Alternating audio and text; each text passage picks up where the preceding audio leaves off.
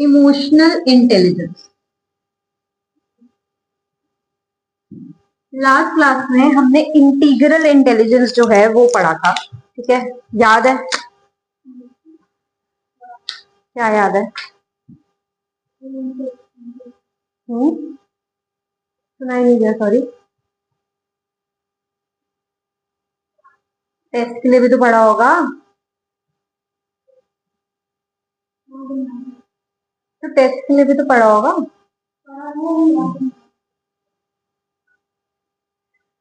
तो integral intelligence versus technological intelligence, जो कि अगर मैं ब्रीफ में बताऊं तो टेक्नोलॉजिकल इंटेलिजेंस सिर्फ और सिर्फ एब्स्ट्रैक्ट थिंकिंग, इन कॉग्निटिव एबिलिटीज पे फोकस करता है। Well on the other hand, अगर हम इंटीग्रल इंटेलिजेंस की बात करें तो वो हर एस्पेक्ट को कवर करता है, इमोशनल, अफेक्टिव एंड बिहेवियरल। तो everything is covered in their. वहीं से कहीं ना कहीं निकलता है इमोशनल इंटेलिजेंस, ठीक है? क्योंकि हमने इंटीग्रल इंटेलिजेंस पे इमोशंस पर भी फोकस किया था। ओके, सो ये जो कॉन्सेप्ट है वो दिया था सैलोवी और मेयर ने, जिन्होंने इमोशनल इंटेलिजेंस को जो डेफिनेशन दी है वो है the ability to monitor one's own and others emotions, to discriminate among them and to use the information to guide one's thinking and actions। मतलब जब आप अपने इमोशंस और दूसरों के इमोशंस मॉनिटर कर सकते हो और उनके बीच में डिस्क्रिमिनेट कर सकते हो और उसी इंफॉर्मेशन को यूज करके अपनी थिंकिंग और एक्शंस को डिक्टेट कर सकते हो, that is your emotional intelligence, ठीक है? ठंड हो रही है, मेरे को तो गर्मी लग रही है। तो फिर ना पीछे वाले डेस्क पे शिफ्ट हो जाओ, क्योंकि ऐसे तो एसी की हवा आएगी। ऐसा कर लो।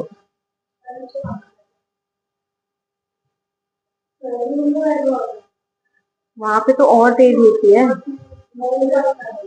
वहां पे अब टर्न ऑन कर दिया होगा ना, वो और तेज एसी है। ये वाला तो फिर भी बूढ़ा हो गया है। नहीं नहीं, सिट हियर ओनली। पीछे शिफ्ट हो जाओ, जो मर्जी कर लो। ओके, सो ये कहीं ना कहीं इमोशनल इंटेलिजेंस जो है वो इंटीग्रल इंटेलिजेंस पर बिल्ड हुआ है। अब इमोशनल इंटेलिजेंस क्या है? एक ऐसी सेट ऑफ स्किल्स है जिनके अंदर एक्यूरेट अप्रेजल्स होते हैं। अप्रेजल्स का मतलब एक्यूरेट इंटरप्रिटेशन, कि मतलब आप अपने इमोशंस को एक्यूरेटली इंटरप्रेट कर पा रहे हो, एक्सप्रेस कर पा रहे हो और अपने इमोशंस को एक्यूरेटली रेगुलेट कर पा रहे हो। Okay, now this is the feeling side of the intelligence. Can मतलब इंपॉर्टेंट है, ये टर्म लिखनी पड़ेगी, मतलब ये सेंटेंस लिखना पड़ेगा। तो ऑल्सो एक जो गुड आईक्यू है वो सिर्फ जरूरी नहीं है अगर आपको लाइफ में सक्सेसफुल होना है।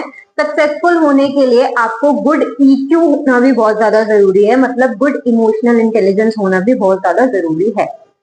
जिस टर्म में जैसे हमने आईक्यू पढ़ा था वैसे ही ईक्यू होता है। ईक्यू में हम इमोशनल इंटेलिजेंस को मेजर करते हैं, ठीक है? जैसे आईक्यू में हम इंटेलिजेंस को मेजर करते हैं।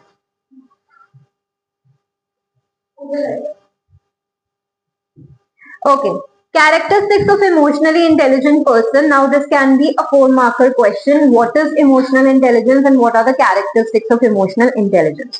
ऐसे जो लोग होते हैं वो बहुत सेंसिटिव होते हैं towards the feelings and emotions, of them and others also। अपने इमोशंस को लेकर भी बहुत सेंसिटिव रहेंगे और दूसरों के इमोशंस को लेकर भी बहुत ज्यादा सेंसिटिव रहेंगे। ऐसे जो लोग होते हैं वो दूसरों के इमोशंस को भी बहुत जल्दी नोट डाउन कर लेते हैं, उनकी बॉडी लैंग्वेज से या फिर उनकी टोन से, इन सब चीजों से वो बहुत जल्दी जो है इस चीज को जज कर लेते हैं, whether somebody is in a bad mood और अ गुड मूड। इसके अलावा जो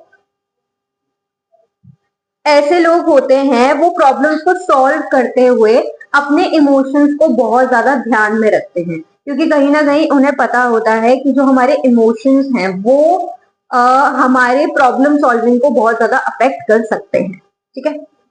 नेक्स्ट इज, उनको ये भी पता है कि उनका नेचर ऑफ इमोशन और उनकी इंटेंसिटी ऑफ इमोशन जो है वो कहीं ना कहीं उनके बिहेवियर को अफेक्ट करेगी या फिर उनके प्रॉब्लम सॉल्विंग को या डिसीजंस को अफेक्ट करेगी, तो वो उस चीज को भी बहुत ज्यादा ध्यान में रखते हैं। नेक्स्ट इज ऐसे लोग कंट्रोल कर सकते हैं, रेगुलेट कर सकते हैं अपने इमोशंस को और उनके एक्सप्रेशंस को while dealing with self and others to achieve harmony and peace. तो अपने इमोशंस को भी बहुत अच्छे तरीके से, मतलब दूसरों से डील करते हुए वो अपने इमोशंस को बहुत अच्छे तरीके से समझ सकते हैं, रेगुलेट कर सकते हैं, ताकि सोसाइटी के साथ में भी या कहीं पे भी वो इन्वॉल्व है तो वहां पर एक पीसफुल एनवायरनमेंट रहे। ठीक है, क्योंकि ज्यादातर जितने भी झगड़े होते हैं या क्वारल होता है वो सारा का सारा इमोशंस की वजह से ही होता है। ठीक है,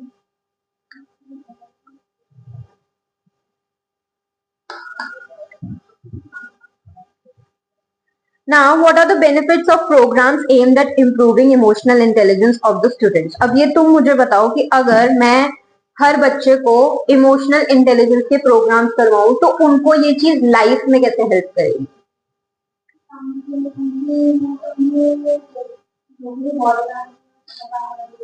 ओके,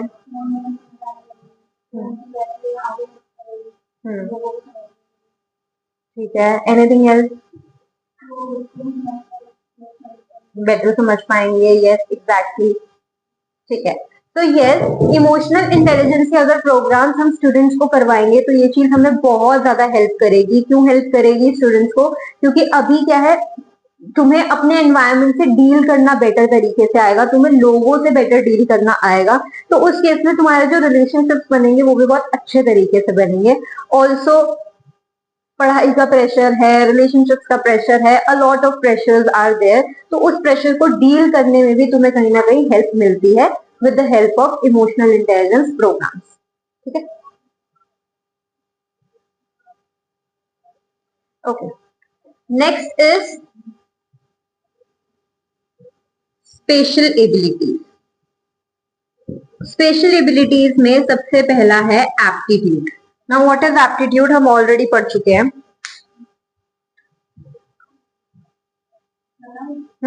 वो किसी की जो एबिलिटी होती है,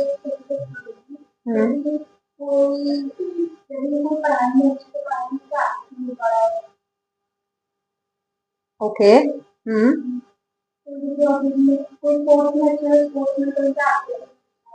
ओके, यस एग्जैक्टली, तो उनका पोटेंशियल है किसी एक पर्टिकुलर फील्ड में, जैसे तुमने एकेडमिक्स बोला, एकेडमिक्स में भी वेरियस चीजों में उनका पोटेंशियल हो सकता है, तुमने थोड़ा नैरो नहीं रखा, उसको होल रख लिया। ठीक है, तो यस, एकेडमिक स्पोर्ट्स पोटेंशियल है उनका, हम उन्हें स्किल कर देंगे तो वो आगे जाकर उसमें अपने करियर में फ्लरिश कर सकते हैं। ठीक है, अब यहाँ पर इस वाले सेक्शन में, क्योंकि हम एप्टीट्यूड ऑलरेडी पढ़ चुके हैं, इस वाले सेक्शन में हम पढ़ेंगे उसकी मेजरमेंट। जो एप्टीट्यूड होता है, नाउ एप्टीट्यूड टेस्ट दो तरीके के होते हैं। वन इज इंडिपेंडेंट, जिसको हम स्पेशलाइज्ड भी बोलते हैं, and the other is multiple, जिसको हम जनरलाइज्ड भी बोलते हैं। अब जो इंडिपेंडेंट या फिर जो स्पेशलाइज्ड टेस्ट होते हैं, एप्टीट्यूड टेस्ट होते हैं, वो इंडिविजुअल कैपेसिटी में होते हैं। मतलब सपोज करते हैं कि तुम्हें जानना है कि मेरा न्यूमेरिकल एप्टीट्यूड है या नहीं है, मतलब मैं नंबर्स में अच्छी हूं या नहीं हूं, या मेरा क्लरिकल एप्टीट्यूड कितना है, या मेरा लैंग्वेज में एप्टीट्यूड कितना है, तुम वो जानना चाहते हो तो तुम वो पर्टिकुलर टेस्ट करवा सकते हो। न्यूमेरिकल के लिए अलग टेस्ट है, क्लरिकल के लिए अलग टेस्ट है, लैंग्वेज के लिए अलग टेस्ट है। This is independent aptitude test. On the other hand is multiple और जनरलाइज्ड एप्टीट्यूड टेस्ट, जिसमें सारे के सारे जो टेस्ट होते हैं वो कंबाइंड होते हैं। मतलब वो आपका ओवरऑल एप्टीट्यूड बताएंगे, जैसे किसी को पता ही नहीं है कि मेरे को क्या करना है, मैं किस चीज में अच्छी हूँ या मैं किस चीज में अच्छा हूँ, उसको पता ही नहीं है, तो वो इंसान मल्टीपल एप्टीट्यूड टेस्ट करवा सकता है, जिससे उसको समझ में आ जाए कि मेरा एप्टीट्यूड किस जगह है। तो उसमें सारे के सारे जो है एप्टीट्यूड टेस्ट होते हैं। बेसिकली वेरियस फील्ड्स में हम आपके एप्टीट्यूड इसमें टेस्ट करते हैं। अब इसमें जैसे बहुत सारे जो एप्टीट्यूड टेस्ट है वो है डिफरेंशियल एप्टीट्यूड टेस्ट डीएटी, जो हम सबसे ज्यादा यूज करते हैं, the general aptitude test battery GATB, and the armed services vocational aptitude test ASVAB, and well known aptitude test battery. अगर हम डीएटी को एक्सप्लेन करें तो सबसे ज्यादा कॉमनली जो यूज होता है वो डीएटी ही है एजुकेशनल सेटिंग्स में। इसके अंदर 8 इंडिपेंडेंट सब टेस्ट होते हैं, जैसे verbal reasoning, numerical reasoning, abstract reasoning, clerical speed and accuracy, mechanical reasoning, space relation, spelling and language usage. और इसका जो इंडियन अडेप्टेशन दिया है वो जेएम ओझा ने दिया है। And of course you can not miss it कि इंडियन अडेप्टेशन किसने दिया है, can be an MCQ question. Okay,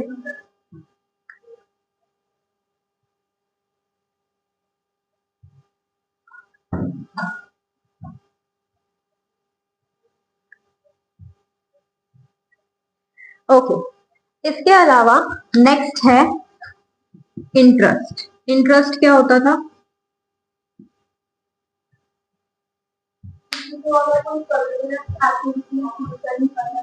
hmm,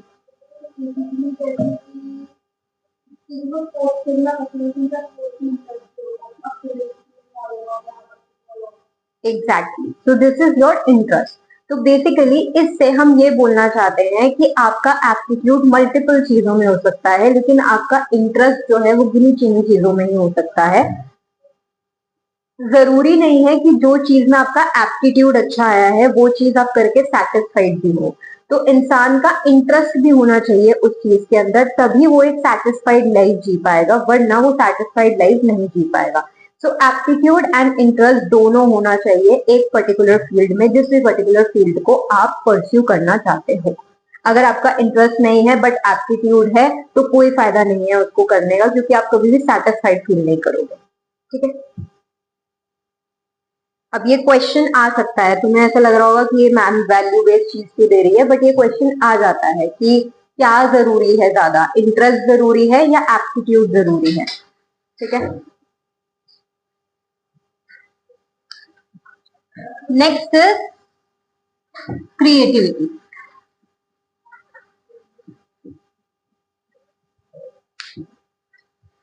okay, अब क्रिएटिविटी होती क्या है? क्रिएटिविटी जो है it refers to the thinking, thinking refers to originality and uniqueness of ideas और solution that did not previously occur.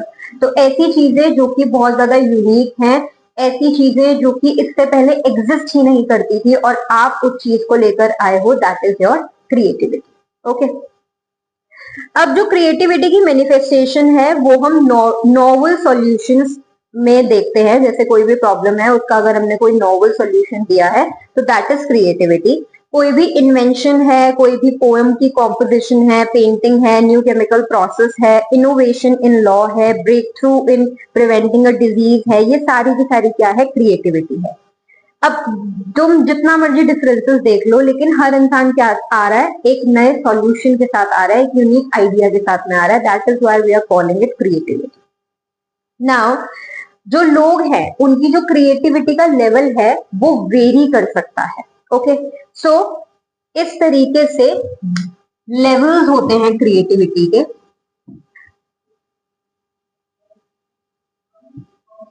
First is highest level of creativity, second is another level of creativity। Highest level of creativity का मतलब ये है कि जब कोई इंसान एकदम नया चीज लेकर आता है जो इससे पहले कभी थी ही नहीं इस मतलब इस वर्ल्ड में, वो है हाईएस्ट लेवल ऑफ क्रिएटिविटी। ठीक है, अनदर लेवल ऑफ क्रिएटिविटी का मतलब है कि पहले एक आइडिया था, आपने उसको मॉडिफाई करके एक और आइडिया लेकर आए हो, that is another level of creativity. Clear हुआ? ठीक है, okay. Next is, now this also can be a 2 marker or a 3 marker. Define creativity. What are the 2 levels of creativity? या फिर घुमा फिरा के भी क्वेश्चन आ सकता है, क्योंकि सीबीएसई आजकल डायरेक्ट क्वेश्चन नहीं दे रहा है, क्योंकि बहुत ज्यादा बदनाम हो गया था कि अरे साइकोलॉजी का पेपर तो बड़ा इजी आता है, तो अब उसने चेंज कर दिया है।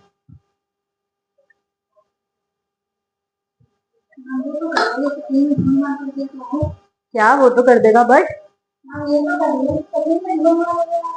कुछ नहीं आएगा। अभी हो रहा है ना तुम्हारा, तो अगले साल है, कुछ नहीं होएगा, कुछ नहीं होएगा। अगर इस साल एक्सपेरिमेंट हुआ उसके बावजूद बहुत बच्चों के साइकोलॉजी में अच्छे नंबर आए हैं, तो अगले साल भी आ जाएंगे। इतना नेगेटिव नहीं होते हैं। Let's hope for the best.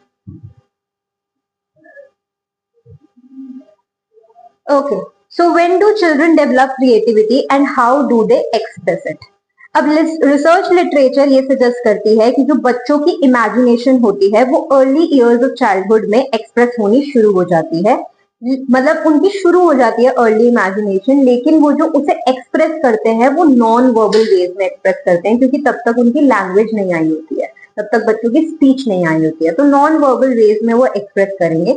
But जैसे जैसे बच्चे की लैंग्वेज आ जाती है, उसकी स्पीच आ जाती है, तो वो और अच्छे तरीके से जो है अपनी क्रिएटिविटी को एक्सप्रेस करना शुरू कर देता है, क्योंकि कहीं ना कहीं लैंग्वेज जो है, मतलब जब तक लैंग्वेज आती है तब तक बच्चे की जो वर्ल्ड की नॉलेज है वो और ज्यादा बढ़ जाती है, और फिर वो और बेटर तरीके से अपनी क्रिएटिविटी को एक्सप्रेस कर पाता है। ठीक है।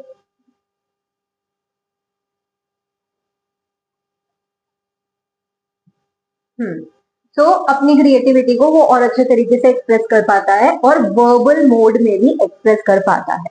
इसके अलावा बहुत बड़ी कुछ बच्चों को पता होता है कि उनकी डायरेक्शन ऑफ क्रिएटिविटी क्या है, क्योंकि उनको घर में ऐसा माहौल मिला होता है जिससे उनको पता चल जाता है कि उनकी डायरेक्शन ऑफ क्रिएटिविटी क्या है। बट कुछ बच्चों को एक्सप्लोर करना पड़ता है, तो हम उनको ऐसा एनवायरमेंट देते हैं जिसमें वो एक्सप्लोर कर सके कि उनकी क्रिएटिविटी एक्चुअली किस डायरेक्शन में। ठीक है। नेक्स्ट जो है, how do we explain variations in the potential for creativity, कि किस बच्चे में पोटेंशियल है क्रिएटिविटी का, किस बच्चे में पोटेंशियल नहीं है। तो अगर हम बात करें मेंटल और फिजिकल कैरेक्टरिस्टिक्स की, तो बहुत सारे वेरिएशंस हैं, एंड कहीं ना कहीं क्रिएटिविटी में भी नेचर एंड नर्चर का डिबेट आता है कि एनवायरमेंट अपना रोल प्ले कर रहा है या हेरिडिटी अपना रोल प्ले कर रही है। तो यहाँ पर भी वही सेम चीज है, हेरिडिटी एक लिमिट सेट करेगी, उसके अंदर एनवायरमेंट अपना रोल प्ले करेगा, एंड वहीं पे बच्चा जो है अपने पोटेंशियल को एक्सप्लोर करेगा कि उसका कितना पोटेंशियल है क्रिएटिविटी में। ठीक है।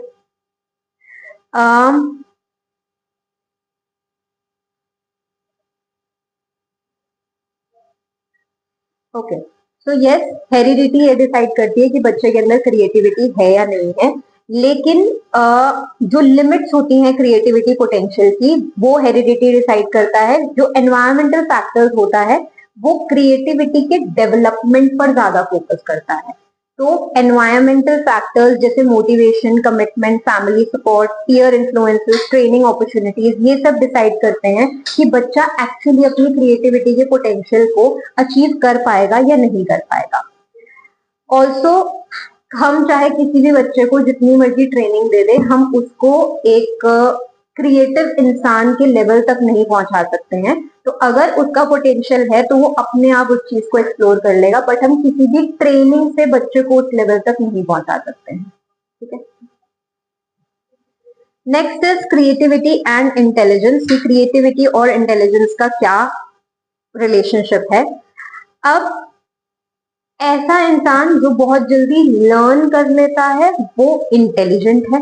ऐसा इंसान जो डिफरेंट डिफरेंट तरीके लेकर आता है चीजें लर्न करने के, ठीक है, इनोवेटिव, बहुत ही ज्यादा यूनिक आइडियाज, वो इंसान क्रिएटिव है। अब जैसे नोट्स के अंदर मैंने तुम्हें एक एग्जाम्पल दे रखा है, वही सेम एग्जाम्पल बहुत बड़ी एग्जाम में सेम कोट करके आ जाता है, केस स्टडी फॉर्म में आ जाता है, सिचुएशन बेस्ड के फॉर्म में आ जाता है। तो एक बारी मैं उस चीज को रीड कर रही हूँ। ठीक है। So Sunita is regarded by her teachers as an excellent student. She does her work on time, scores the highest grades in her class, listens to instructions with care, drafts quickly, reproduces accurately, but she rarely comes out with the ideas which are her own. Rita is another student who is just average in her studies and has not achieved high grades consistently. She prefers to learn on her own. She improvises new ways of helping her mother at home and comes up with new ways of doing her work and assignments. अब तुम मुझे बताओ कि intelligent कौन है और creative कौन है।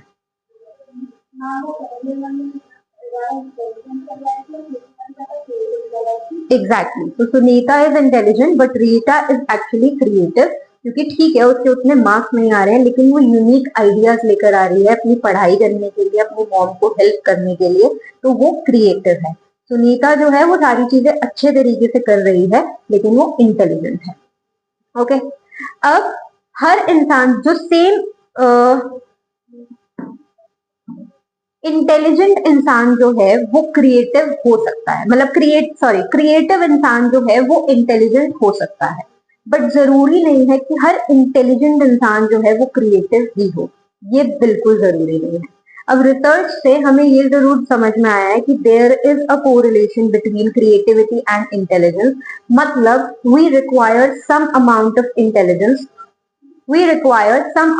इंटेलिजेंस फॉर क्रिएटिविटी, बट ये जरूरी नहीं है कि हर इंटेलिजेंट इंसान जो है वो क्रिएटिव ही हो, ये बिल्कुल जरूरी नहीं है। ठीक है, now the features of creative test.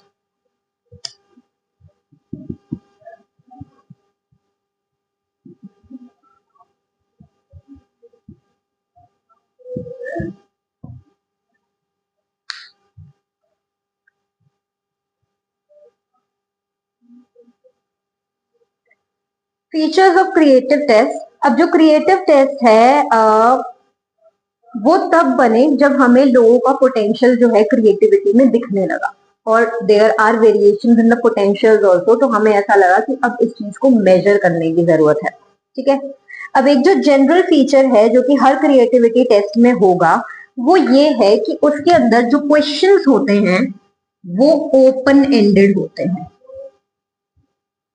Open ended questions का मतलब है देयर इज नो राइट और रॉन्ग आंसर, आप जो चाहे वो आंसर दे सकते हो। ठीक है, तो ओपन एंडेड क्वेश्चन जो है वो हमें परमिट करेंगे कि हम जिस भी डायरेक्शन में सोचना चाहें और जितना ज्यादा सोचना चाहें, जितनी एक्सपेंशन हम करना चाहें, हम उतनी एक्सपेंशन कर सकते हैं अपने थॉट प्रोसेस में। ठीक है, अब ये जो है ये ओपन एंडेड क्वेश्चन जो है वो हेल्प करते हैं लोगों को डिफरेंट डिफरेंट डायरेक्शन में सोचने के लिए।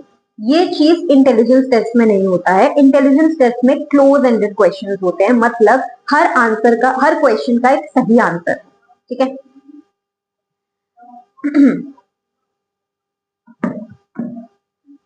क्रिएटिविटी टेस्ट में डाइवर्जेंट थिंकिंग लगती है।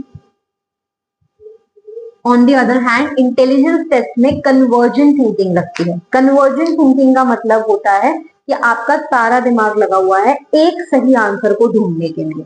डाइवर्जेंट थिंकिंग जो है वो बहुत डिफरेंट डिफरेंट डायरेक्शंस में सोच सकते हो आप, क्योंकि कोई सही आंसर है ही नहीं, आप जितना चाहे उतना सोचो।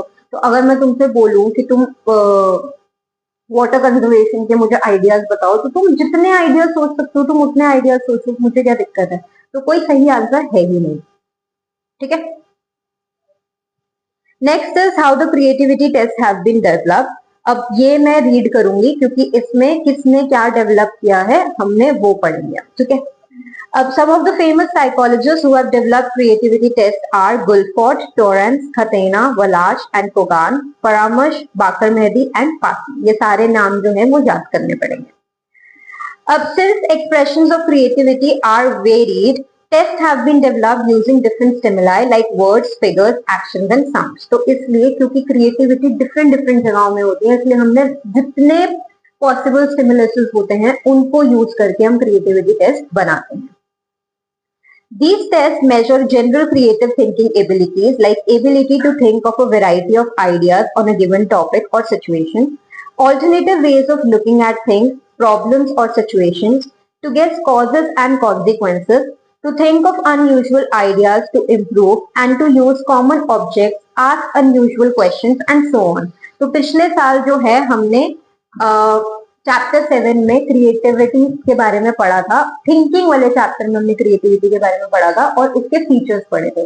तो उन फीचर्स को यहाँ पर डिस्क्राइब कर रखा है। बेसिकली हम यहाँ ये जानना चाहते हैं कि आप कितने पॉसिबल वेज में एक आंसर दे सकते हो, कितने डिफरेंट डायरेक्शन में आप सोच सकते हो, एक ही प्रॉब्लम के कितने सॉल्यूशंस आप निकाल सकते हो, कितने कॉन्सिक्वेंसेस आप निकाल सकते हो, एक ही चीज को देखने के कितने पर्सपेक्टिव्स आप निकाल सकते हो, ये हम क्रिएटिविटी टेस्ट में चेक करते हैं। ठीक है, each test has a standardized procedure, a complete set of manual and interpretation guide.